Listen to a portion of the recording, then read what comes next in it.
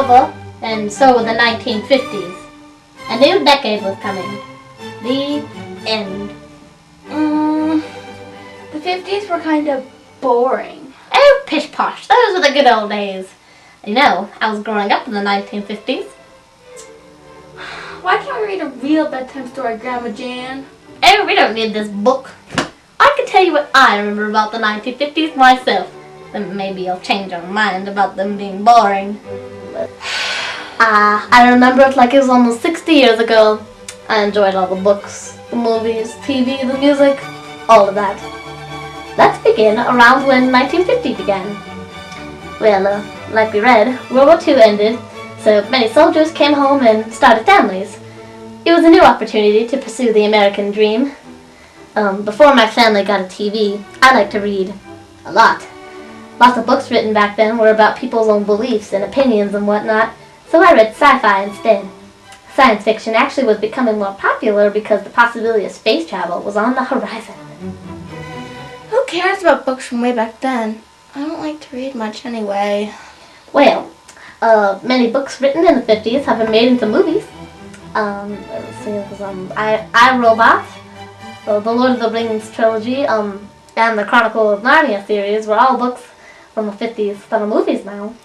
Oh yeah, I like the Chronicles of Narnia. I did too. Well, since we've started to talk about movies, why don't we, talk about movies? Let's see, I remember so many classics from the 50s. There was, Singing in the Rain, The Quiet Man, Cinderella, Lady and the Tramp, 20,000 Leagues Under the Sea, The King and I think that's enough, Grandma Janice. Yeah, still. But I didn't go to those regular indoor theaters. No, I went to drive-in theaters. Come on, Barbara, the movie's starting. Cool it, Janice, I'm coming. Sometimes I used to sneak in with a friend while another person had already driven in. Hey, guys. Hey. Hey. Oh, the word from the bird is that this flick is hip. Oh boy, I can't wait. It seemed like they had everything at those drive-ins.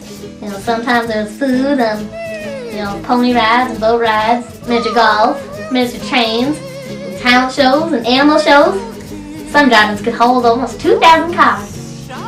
So, were movies in color or in black and white? Oh, movies were mostly in color. Some movies were made in 3D, where you could wear these special glasses and it'd pop out at you. And then widescreen was also introduced to distinguish between movies and television, because TV had been drawing out most of the audience members. Oh yeah, what about TV? Oh, television. Why, television was becoming the sensation of the nation. And although most movies were in color, television was generally still black and white. Color was just too expensive for shows. Now, not many families had gotten TVs yet, but there wasn't much of it to watch at first anyway. There were only about 1 million sets sold by 1950, and in 1950 it was about 10 million. There was huge, ugly antennas that you had to set up, and there were no remotes yet. Weren't there any decent shows? Oh yes, I Love Lucy, Lassie, Leave It to Beaver. Those were pretty popular. There were also some shows with hosts, like the Ed Sullivan Show and the Mickey Mouse Club. Us kids like TV way too much, We sometimes spend as much time watching TV as we spend at school. That's sad, Grandma Janice. I know, darling. Anyway, I don't think it's all just the books or the movies, the TV that sets apart the 50s. I'd say it's more the music. Well, what kinds of music do you kids listen to these days? I don't really know what the genre is. L-A-M-O-R. I personally stick to Christian rock. Oh, rock, you say? Well, did you know that rock began in the 50s? Yeah, I've heard of that. Well, the era of early rock was about from the mid-50s to the mid-60s. Before rock and roll came, the top songs were quite different year after year. Well, I believe Nat King Cole's Unforgettable was #1 in 1952. Unforgettable. In 1953, the #1 hit was I'd have to say That's Amore by Dean Martin. When the moon hits your eye like a... In 1954, it had to be that bouncy Shake, Rattle, and Roll by Bill Haley and the Comets. Shake, rattle, and roll. Bill Haley also performed Rock Around the Clock for 1955. And that, my darling, is the very first rock and roll song, at least that I remember. I think I've heard some songs from that kind of rock. They don't sound anything like rock today. Early rock was fun. Jailhouse Rock used to be my favorite rock song. Ooh, I know. That's by Elvis. Oh, Elvis Presley! Oh, Elvis Presley. He was the king of rock and roll.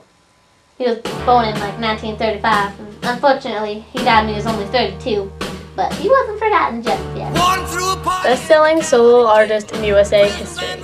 More songs on Billboard's Top 100 than any other artist.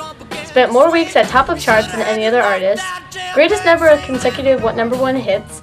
Second most total number of number one hits and overall album sales. Most multi-platinum, platinum, and gold albums. Most platinum and gold singles. Oh. That is amazing. Wait, I heard Mariah Carey recently surpassed Elvis with more number one hits on the Billboard Top 100.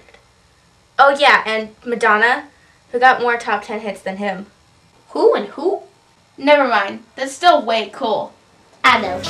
For me, Elvis was an icon of 50s music. And music was an icon of the 50s.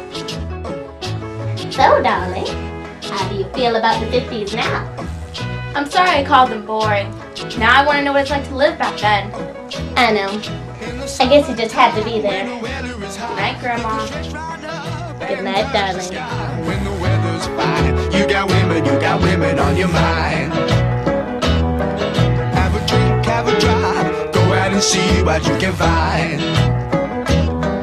If a daddy's rich, take her out for a meal. If a daddy's poor, just do what you feel.